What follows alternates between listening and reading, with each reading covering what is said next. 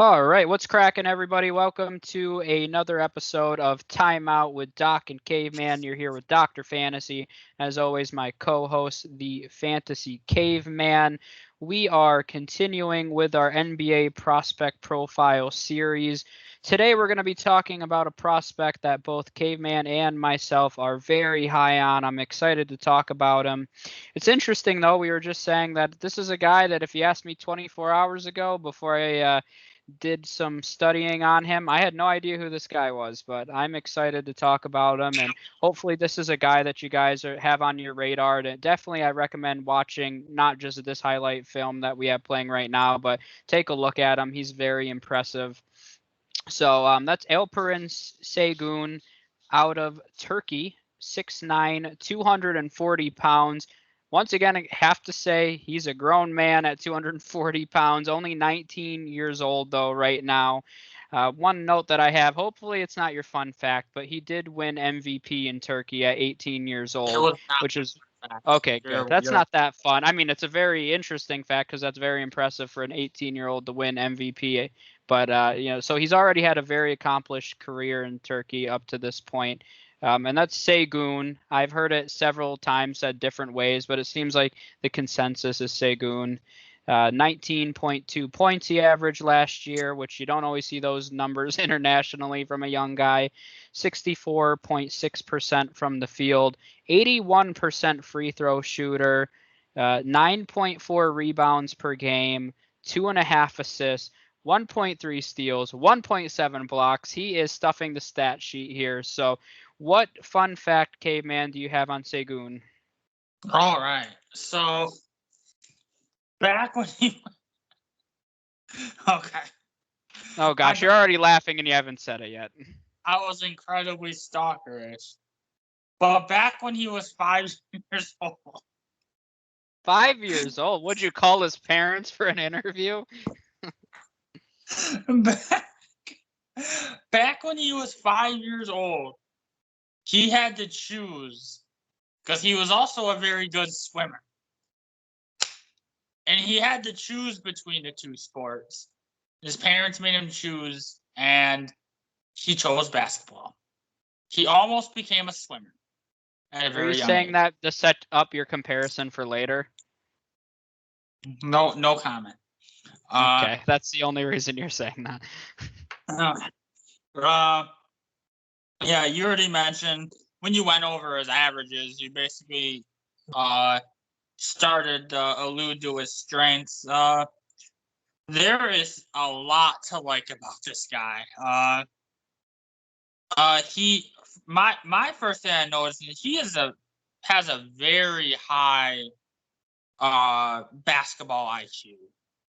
And that is just like you watch his I don't even think the highlights really tell the whole story. Uh, of his ability to make the right play. He runs the break really well, as you can see.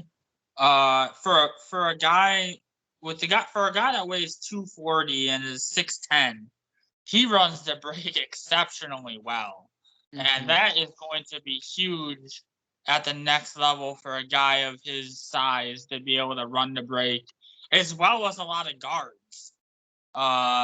And that's going to help him out tremendously at the next level. And also excellent in the pick and roll game. And that's kind of like my theme that I feel is one of the things I look for with pretty much every prospect is how are they in the pick and roll game, because that's so big at the next level. And he's just great in that aspect as well. Yeah, and I mean, I got distracted because I was just watching this for a second. You were talking about the fast break, and he just ran a one-man fast break there. So it was just proving your point as you were talking. But yeah, I mean, he's a guy, I don't think that he has, I mean, it's crazy to say, but I don't think he has too many glaring weaknesses. Now, he's great. He's a great rebounder for his size and for his age. He has great strength. His playmaking for a big man is elite. And I mean, I'm sure talk about that when we get to some comparisons, because we see that with a lot of these international big men. But I mean, a lot of the modern He looks like all-stars. he's like 16.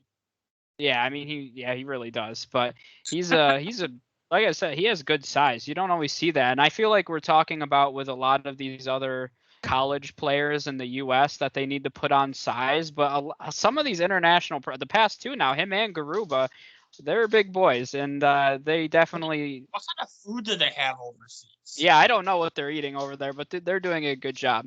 Now, the one thing that I think is interesting, he does have good shooting form. He has a mid-range game, but his 3-point percentage, I don't have it up in front of me, but I think it was like 18%. And he just didn't take a lot of threes. And I think that can change. And that's why I really like one of the comparisons that I have later on. But I think he has the form to extend his game out to the 3-point line. Yeah. And as I'm saying that, he's shooting a three right now. The thing But that so that perfect timing. I did not plan that, but that was. And is he going to shoot another one? Yeah. No. Okay. But anyway, he also has a good low post game, very fundamental, good footwork. He's very. That's interesting that I would say that word. You're welcome. I threw that in just There's a for you. shirtless guy But yeah, no, fundamental, and now we're looking at shirtless men. That's just another episode. But yeah, I mean, I think I didn't highlight the fact enough too. He's an incredible playmaker, and he's such a modern big man, and that's the best way I can describe him. Is he's fundamental. He has great footwork in the low post, but he also has modern traits of being a great playmaker with great size and great speed, and that's going to be very beneficial for him. Now, I'll say on the other side, it'd be more of a weakness. I do have a feeling that he could be a slight liability defensively, which is also the case with some of these international prospects when you start looking at guys like Jokic and Sabonis. I mean, a lot of these more modern big men have been more of a liability defensively. They're great rebounders, but they're not always great defenders. So I don't think that this is going to be a guy that's going to be an elite defender. Hopefully he can at least develop into an average team defender, so he's not a liability. I think that's really what you hope for with a guy that has this kind of offensive upside. But to me, that's really the biggest weakness, because I think offensively he has the potential to be elite as elite can be. Oh yeah, and 100%. You mentioned that as long as he can become average, you've seen guys like Sabonis and like Jokic, who aren't the greatest defenders, become elite players at the next level. So yeah, and my thing about his shot, his form, I think watching him, it's like a lack of confidence, I think, is what it boils down to. He really didn't really show too much willingness to take the three, and he could make it too. And like we saw that one 3-pointer, but he can actually make 3-pointers. It's just he needs to just be more confident in it. And then the other thing you mentioned, relying on the defense, man, he doesn't have the greatest lateral quickness. I think he's gonna struggle defensively, like we mentioned, to defend on the perimeter. Which, as long as he can improve the area a little bit, he'll be fine. So, yeah. Okay. So I think that's it for that part. Then we'll go to some ideal fits. I mean, I'll say first that I have the Spurs, and if he's there at number 12 and the Spurs don't take him, I will cry. And I've also said that if they do take him, I will crap myself. So I mean, there's really no in between here, and it's gonna be live. Yeah, I don't know who's gonna want to watch that, but I just think yeah, that's disturbing. But I don't know. I think we just learned way too much. But I just think they need size. They need guys with superstar potential. And I think that's what Sengun is. And I think he's the perfect fit in terms of his playmaking when you think about versatility on that end. And I think that when you put him in a scheme like Pop's, with a coach like Pop, I think he could become at least an average team defender. And I think that's what you're really hoping for with him. So I think the Spurs are legitimately like the perfect landing spot. And I'm not saying that in a biased way. Like, I really believe that they are. The other one is at number 8, and I think this is as high as he could go. People don't seem to be talking about him any higher, which I think is a little insane. I mean, I'd have him on my board probably as a top 5 guy, and I know that's crazy, but I really think he has that much upside. But Orlando has the 8th pick right now. They just need talent they need talent after they traded away Vukovic. They need a big like this. So I think Orlando makes a lot of sense. And then we've mentioned a lot of the other names that are looking for bigs. If you he starts sliding a little bit to Charlotte or the Wizards or Houston. I mean, they could all use a talent like this. So, and with his versatility, I mean, he's going to fit into really almost any scheme offensively. So, but I think the Spurs and I would say Orlando are the 2 top ones for me. Yeah, I had the Spurs down as well. You mentioned the Hornets, and I'm going to do it again, and I apologize in advance. I think he is the perfect pick and roll big with LaMelo. So be fun to watch. That would be fun to watch. And no offense to Biyombo, but this guy is a much better pick and roll player. I think he could. Biyombo and Zeller's still there too, but nobody cares about him. It's all about this dude. But I would love to see a pick and roll game with him and LaMelo. That would be fun to watch because he can really move in that pick and roll. Yep. I agree. So let's talk about some NBA comparisons, who I feel like I've mentioned a lot of them already, but my favorite is still Nikola Vukovic now with the Chicago Bulls. And I know some people say, okay, but Vukovic was a very good three-point shooter the last few seasons.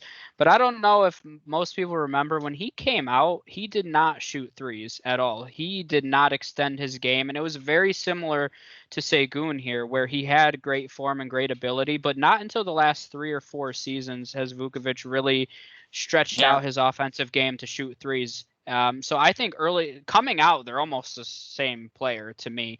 They have great playmaking ability, great rebounders, great form. They just haven't stretched out their offensive game. Vukovic is probably a little better of a defender than what I think Sengun could be because he is bigger. He's 7 feet tall, I believe, Vukovic.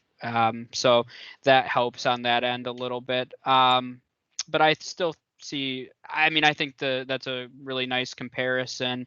Pau Gasol, not defensively on the offensive end. I see a little bit of Pau on the offensive side of the ball. Mm-hmm. If you're looking at more traditional bigs as well, Valanciunas, I think another international prospect. I mentioned Sabonis already. I think, once again, Sabonis was a little more of a prolific shooter coming into the draft than Sengun is. So it's not a perfect comparison, but they're both great offensive playmakers, great rebounders. Their defensive abilities are the same. So once again, not a perfect comparison, but lots of shades there. And then lastly, I'll throw a random one in, well, 2 random ones in there that I didn't see anywhere else, but I see a little bit of Zach Randolph. He was a very fundamental player in the low post, not the strongest defender, never really stretched his game to the 3-point line, but had a very strong mid-range game. And then another random one that people roll their eyes at, but David Lee was actually, and I think this is a very, very low end for him. It's the lowest end one that I have, but David Lee was a great rebounder in his prime, a great mid-range game, and a better playmaker than people give him credit for. So I think that would be the absolute floor for me. Is David Lee was a good starter with some playmaking ability and ended up being a rotational piece later in his career, but I think that's the low end for me.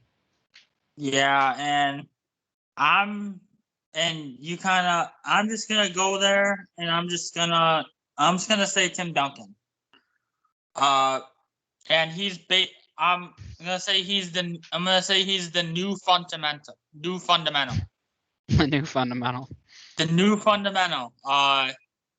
There's so many shades of Tim Duncan in his game. just his footwork and his IQ, the way he operates down in the post, his ability to play defense. Tim Duncan was also not the fastest laterally and wasn't exactly the best perimeter defender, but he played the system well with Pop, which is why I think it'd be perfect.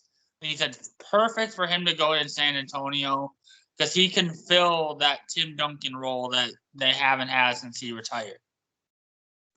So I would love as well if he went to San Antonio because we basically could see we had the potential to see the next Tim Duncan. Yeah, and I will say with that comparison, I think my problem with it when you first messaged it to me is offensively, yes. Tim Duncan is an all-time defender, and I think that's where they differ the most. I'd say offensively, Tim Duncan, because defensively, Tim Duncan made like 1,000 All-NBA defensive teams, and I don't know if Sengun will ever do that, but offensively, I don't think it's as, I mean, it's crazy to say, but I don't think it's as crazy as it seems because they're both very fundamental.